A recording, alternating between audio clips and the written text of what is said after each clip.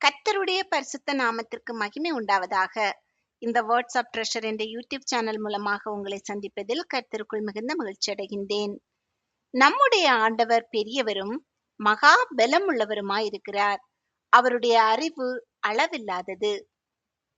நாம் இப்போது அப்போஸ்தலருடைய நடபடிகளின் புஸ்தகத்தில் 23வது அதிகாரத்தினுடைய கேள்விகள் மற்றும் பதில்கள் குறித்து பார்க்கலாம்.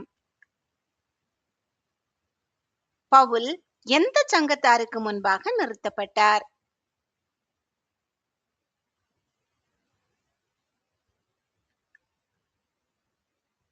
யூதருடைய ஆலோசனை சங்கத்தார் முன்பாக.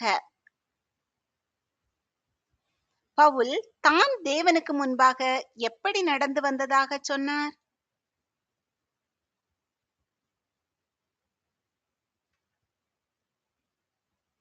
நல் மனசாட்சியோடே. பவுல் இந்நாள் வரைக்கும் எவைகளில் நல் மனசாட்சியோடே தேவனுக்கு முன்பாக நடந்து வந்ததாக சொன்னார்?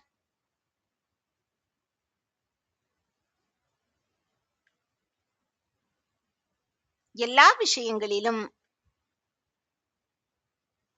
பவுலின் வாயில் அடியுங்கள் என்று கட்டளையிட்டவன் யார்?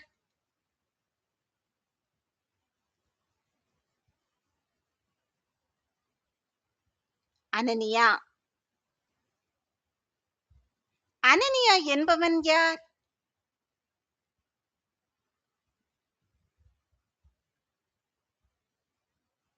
பிரதான ஆசாரியன். அனனியாவை பவுல் எவ்வாறு கூப்பிட்டார்?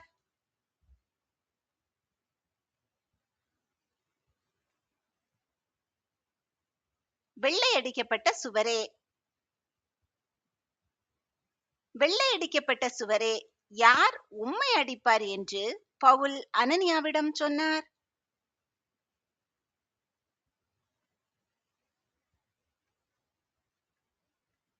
தேவன். வெள்ளையடிக்கப்பட்ட சுவரே, தேவன் உம்மை அடிப்பார் என்று பவுல் யாரை பார்த்து கூறினார்?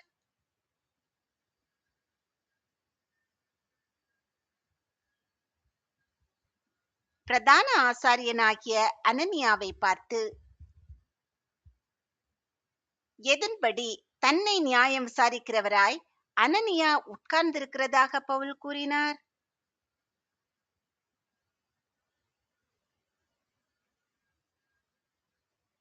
நியாய பிரமாணத்தின்படி. எதற்கு விரோதமாய் அடிக்கச் சொல்லலாமா என்று பவுல் அனனியாவிடம் கூறினார்?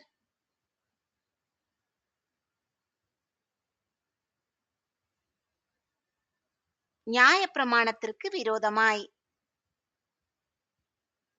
நியாய பிரமாணத்துக்கு விரோதமாய் பவுலை அடிக்கச் சொன்னவன் யார்?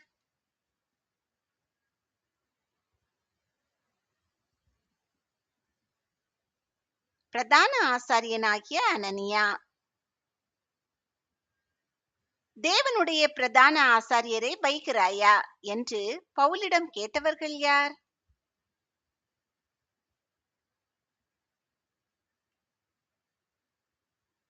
சமீபத்திலே நின்றவர்கள். வைக்கிறாயா என்பதன் அர்த்தம் என்ன?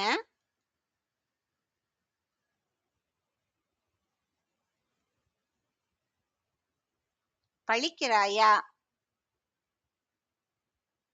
அனனியாவை யார் என்று தனக்கு தெரியாது என சமீபத்தில் நின்றவர்களிடம் பவுல் கூறினார்.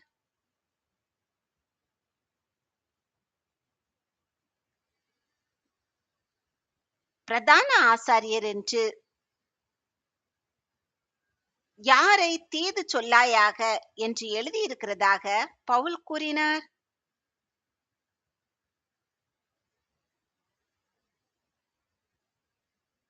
ஜனத்தின் அதிபதியை. ஜனத்தின் அதிபதியை தீது சொல்லாயாக என்று எங்கு எழுதியிருக்கிறது?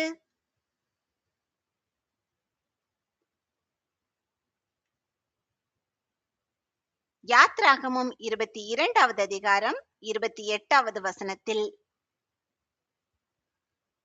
யாரெல்லாம் தனித்தனி பங்காய் இருக்கிறார்கள் என்று பவுல் அறிந்திருந்தார்?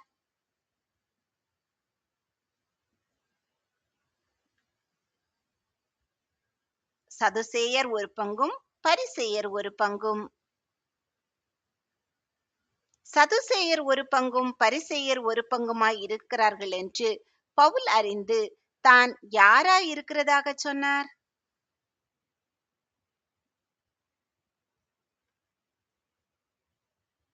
பரிசேயனும் பரிசேயனுடைய மகனுமாய்.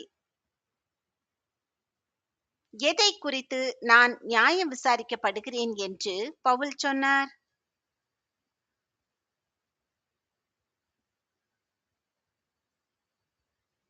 மரித்தோருடைய உயிர்த்தெழுதலை பற்றிய நம்பிக்கையை குறித்து. மரித்தோருடைய உயிர்த்தெழுதலை பற்றிய நம்பிக்கையை குறித்து நான் நியாயம் விசாரிக்கப்படுகிறேன் என்று பவுல் சத்தமிட்டு எங்கு சொன்னார்?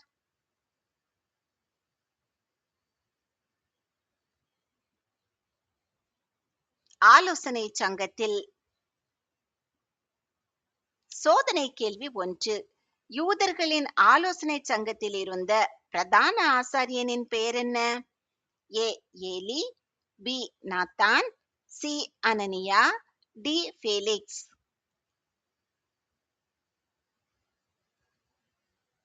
இந்த கேள்விக்கான சரியான பதிலை கமெண்டில் தெரியப்படுத்துங்கள். பவுலின் பேச்சினால் பரிசேயருக்கும் சதுசேயருக்கும் இடையே உண்டானது எது?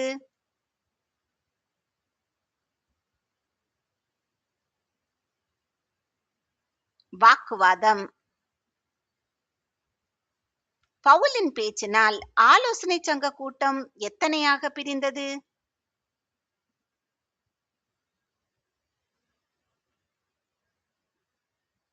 2ஆக. சதுசேயர் எவைகளெல்லாம் இல்லை என்று சொல்லுகிறார்கள்?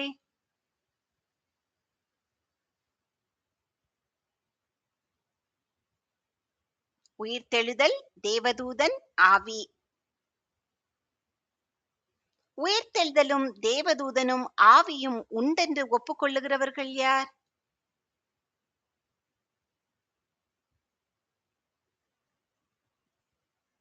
பரிசேயர்.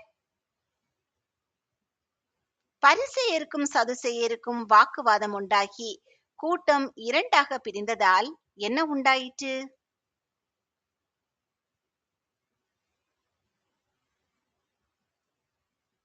மிகுந்த கூக்குரல்.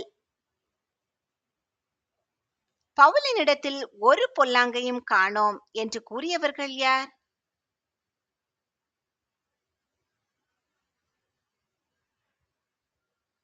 வேதபாரகரில் சிலர். பவுலிடம் பொல்லாங்கையும் காணோம் என்று சொன்ன வேதபாரகர் எந்த சமயத்தை சார்ந்தவர்கள்?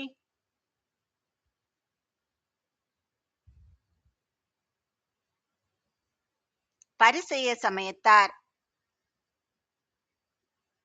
நாம் தேவனுடனே என்ன செய்வது தகாது என்று பரிசேய சமயத்தாரான வேதபாரகர் வாதாடினார்கள்.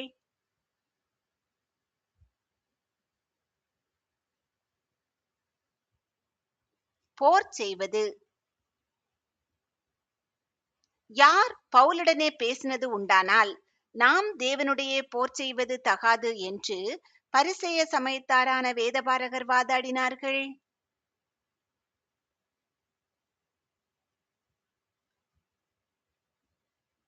ஒரு ஆவி அல்லது ஒரு தேவதூதன். பவுல் பீருண்டு போவான் என்று பயந்தவன் யார்?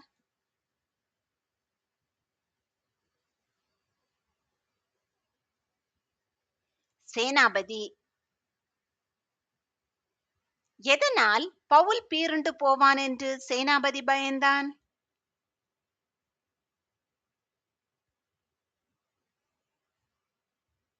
மிகுந்த கலகம் உண்டானதால். யார் போய் பவுலை ஆலோசனை சங்கத்தார்கள் நடுவிலிருந்து இழுத்து கோட்டைக்கு கொண்டு போகும்படி சேனாபதி கட்டளையிட்டான்?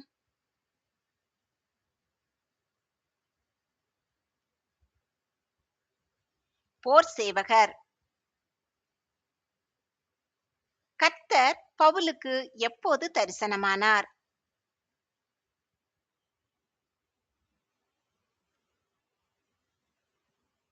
ஆலோசனை சங்கம் கூடின அன்று ராத்திரியில். கர்த்தரை குறித்து பவுல் எங்கு சாட்சி கொடுத்ததாக தரிசனத்தில் கர்த்தர் கூறினார்?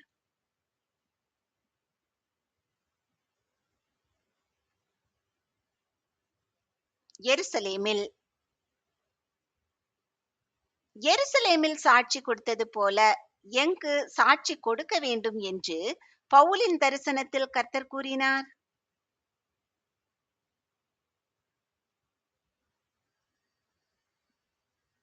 ரோமாவில், அதாவது ரோமாபுரியில். விடியற் காலமான போது பவுலுக்கு விரோதமாய் சபதம் பண்ணிக்கொண்டவர்கள் யார்?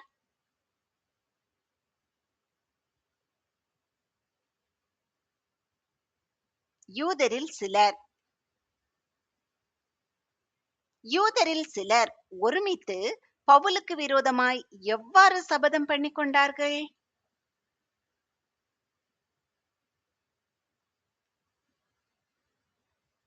பவுலை கொலை செய்யும் அளவும் புசிப்பதும் குடிப்பதும் இல்லை என்று. பவுலை கொலை செய்ய அவனுக்கு விரோதமாய் கட்டுப்பாடு பண்ணிக்கொண்ட யூதர்கள் எத்தனை பேர்?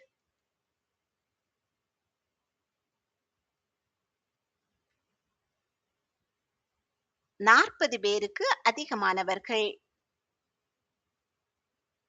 பவுலை கொலை செய்ய சபதம் பண்ணியவர்கள் யாரோடே போய் திட்டமிட்டார்கள்?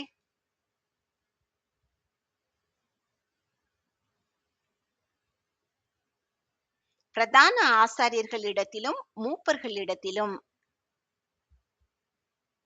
பிரதான ஆசாரியர்களும் மூப்பர்களும் யாரோடே கூட போக யூதர்கள் திட்டமிட்டார்கள்?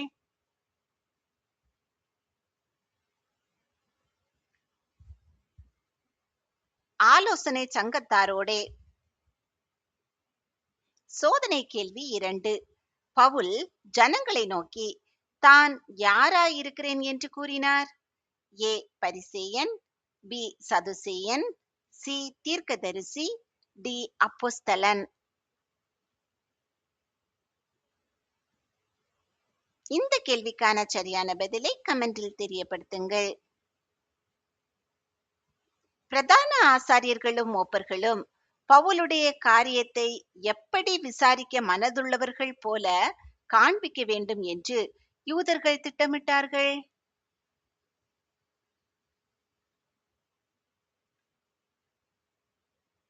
அதிக திட்டமாய். பிரதான ஆசாரியர்களும் மூப்பர்களும் பவுலுடைய காரியத்தை அதிக திட்டமாய் விசாரிக்க மனதுள்ளவர்கள் போல யாருக்கு காண்பிக்க வேண்டும் என்று யூதர்கள் திட்டமிட்டார்கள்?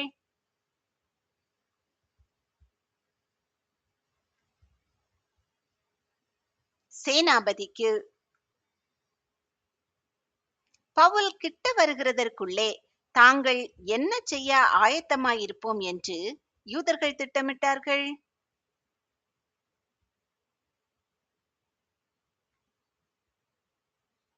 கொலை செய்ய. யூதர்கள் திட்டமிட்ட சற்பனையை கேள்விப்பட்டது யார்?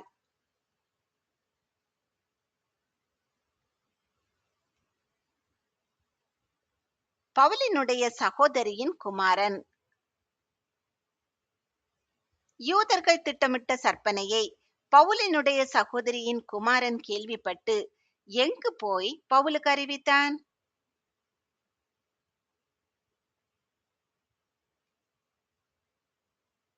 கோட்டைக்குள்ளே. பவுல் யாரை அழைத்து பவுலினுடைய சகோதரியின் குமாரனாகிய வாலிபனை சேனாபதியினிடத்திற்கு கூட்டிக் கொண்டு போகச் சொன்னான்?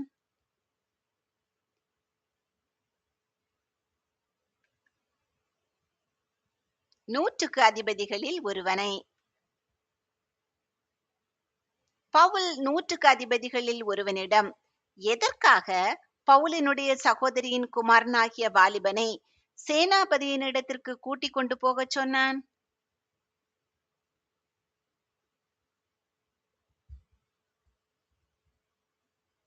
அவரிடத்தில் வாலிபன் அறிவிக்க வேண்டிய ஒரு காரியம் உள்ளதால்.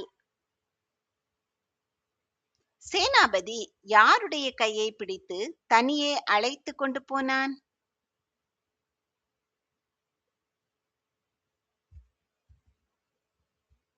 பவுலினுடைய சகோதரியின் குமாரனின் கையை.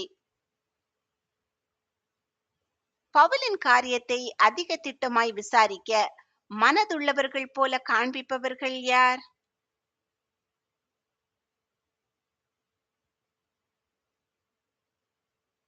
யூதர்கள். யூதர்கள் பவுலுக்கு பதிவிருந்து யாருடைய உத்தரவுக்காக காத்து கொண்டு ஆயத்தமாய் இருக்கிறதாக வாலிபன் கூறினான்?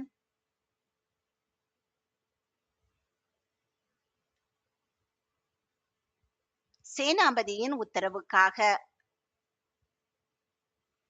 சபதம் பண்ணியவர்களின் ஆலோசனையை சேனாபதிக்கு அறிவித்தவன் யார்?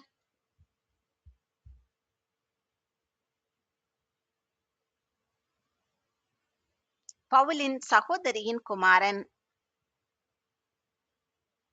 நீ இவைகளை எனக்கு அறிவித்ததாக ஒருவருக்கும் சொல்லாதே. யார் யாரிடம் கூறியது?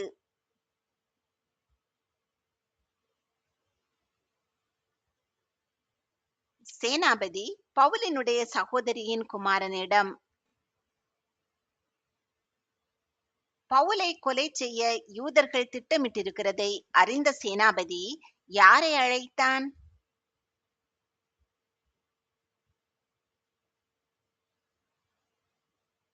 நூற்றுக்கு அதிபதிகளை. பவுலை கொலை செய்ய யூதர்கள் திட்டமிட்டிருக்கிறதை அறிந்த சேனாபதி நூற்றுக்கு அதிபதிகள் எத்தனை பேரை அழைத்தான்?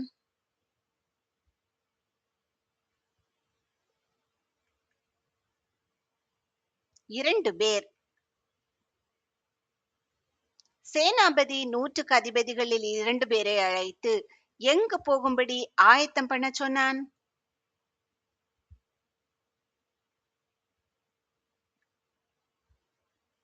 செசரியா பட்டணத்திற்கு. நூற்றுக்கு அதிபதிகளில் 2 பேரை அழைத்து செசரியா பட்டணத்திற்கு போகும்படி எந்த மணி வேளையில் ஆயத்தம் பண்ண சேனாபதி சொன்னான்?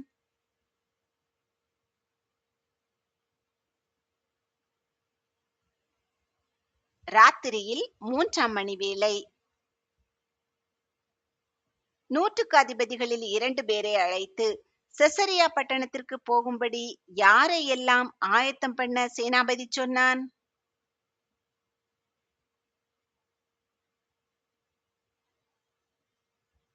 200 காலாட்கள், 70 குதிரை வீரர், 200 ஈட்டிக்காரர். பவுலை ஏற்றி கொண்டு போகும்படிக்கு எவைகளை ஆயத்தப்படுத்துங்கள் என்று சேனாபதி நூற்றுக்கு அதிபதிகளிடம் சொன்னான்?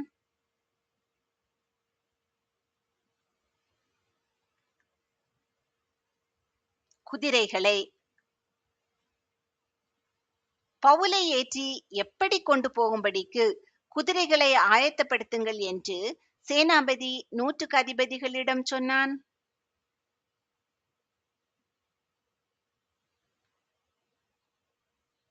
பத்திரமாய். பவுலை ஏற்றி யாரிடத்திற்கு பத்திரமாய் கொண்டு போகும்படிக்கு குதிரைகளை ஆயத்தப்படுத்துங்கள் என்று சேனாபதி நூற்றுக்கு அதிபதிகளிடம் சொன்னான்?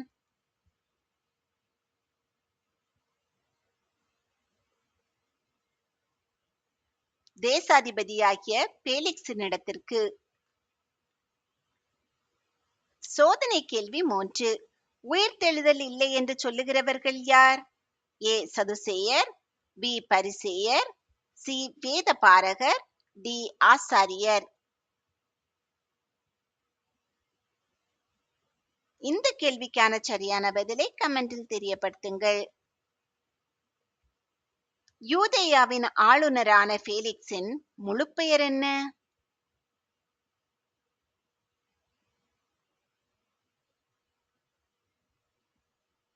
Marcus அண்டோனியஸ் Felix.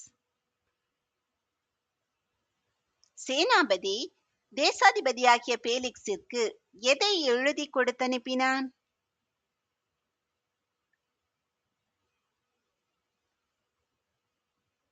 ஒரு நிருபத்தை.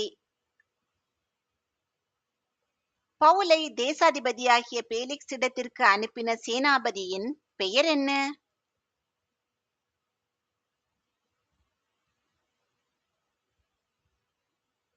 கிலவுதியு லீசியா. பவுலை யூதர்கள் பிடித்து கொலை செய்ய போகிற சமயத்தில் சேனாபதி யாரோடே கூட போய் விடுவித்ததாக நிருபத்தில் எழுதினான்?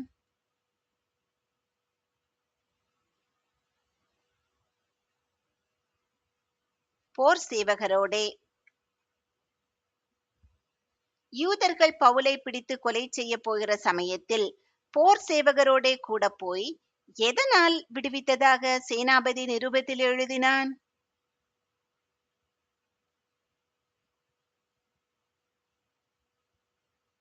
பவுல் ரோமன் என்று அறிந்து. யூதர்கள் பவுலின் மேல் சாட்டின குற்றத்தை அறிய வேண்டுமென்று பவுலை எதற்கு முன் கொண்டு போனதாக சேனாபதி நிருபத்தில் எழுதினான்?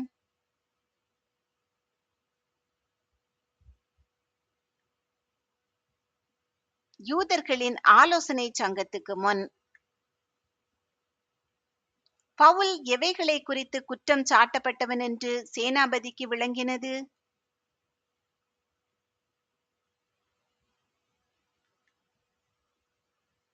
யூதர்களுடைய வேதத்திற்கடுத்த விஷயங்களை குறித்து. எவைகளுக்கு ஏற்ற குற்றம் யாதொன்றும் பவுலிடத்தில் இல்லை என்று சேனாபதி கண்டறிந்ததாக நிருபத்தில் எழுதினான்?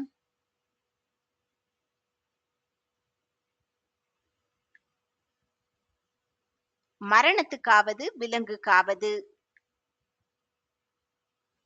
யூதர்கள் பவுலுக்கு விரோதமாய் எப்படிப்பட்ட யோசனை செய்கிறார்கள் என்று சேனாபதிக்கு தெரிய வந்தது?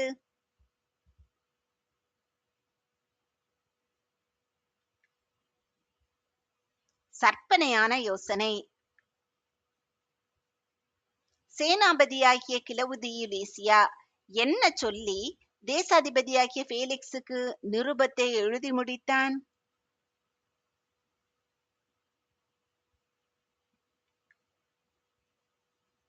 சுகமாயிருப்பீராக என்று. போர் சேவகர் சேனாபதி தங்களுக்கு கட்டளையிட்டபடியே பவுலை கூட்டிக் கொண்டு எந்த ஊருக்கு போனார்கள்?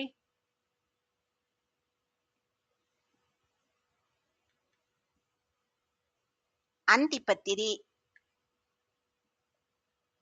போர் சேவகர் சேனாபதி தங்களுக்கு கட்டளையிட்டபடியே பவுலை கூட்டிக் கொண்டு அந்திப்பத்திரி ஊருக்கு எப்போது போனார்கள்?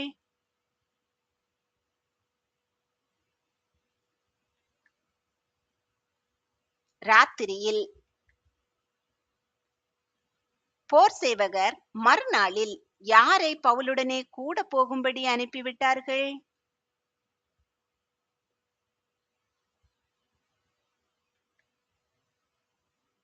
குதிரை வீரரை. போர் சேவகர் மறுநாளில் குதிரை வீரரை பவுலுடனே கூட போகும்படி அனுப்பிவிட்டு தாங்கள் எங்கு திரும்பினார்கள்?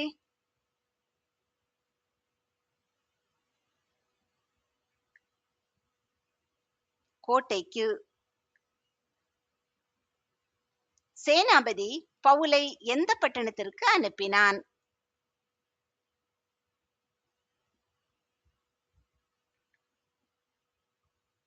செசரியா. தேசாதிபதி நிருபத்தை வாசித்து பவுல் எந்த நாட்டை சேர்ந்தவன் என்று கேட்டு அறிந்தான்?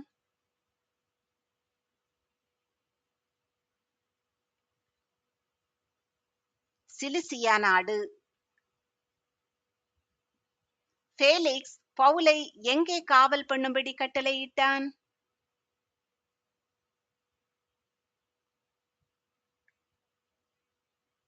ஏரோதின் அரமனையில். சோதனை கேள்வி 4. பவுலுக்கு ஆதரவாக பேசினவர்கள் யார்? ஏ கிரேக்கர்கள், பி பரிசேய வேதபாரகர், சி சதுசேய வேதபாரகர், டி பிரதான ஆசாரியர்.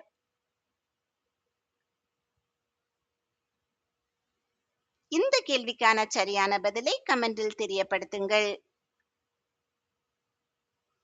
கர்த்தர் உங்களை ஆசீர்வதித்து பாதுகாத்து பராமரித்து போஷித்து அநேகருக்கு ஆசீர்வாதமானவர்களாக வைத்து வழிநடத்துவாராக. இன்றைய தினம் முழுவதும் உங்களுக்கு ஆசீர்வாதமான நாளாக அமைவதாக. உங்கள் மூலமாய் அநேகர் கர்த்தருடைய நாமத்தை அறிந்து கொள்ளும்படியான கிருபைகளை கர்த்தர் உங்களுக்கு தருவாராக. தமக்கு பயந்து தமது கிருபைக்கு காத்திருக்கிறவர்கள் மேல் கர்த்தர் பிரியமாயிருக்கிறார். ஆமேன்.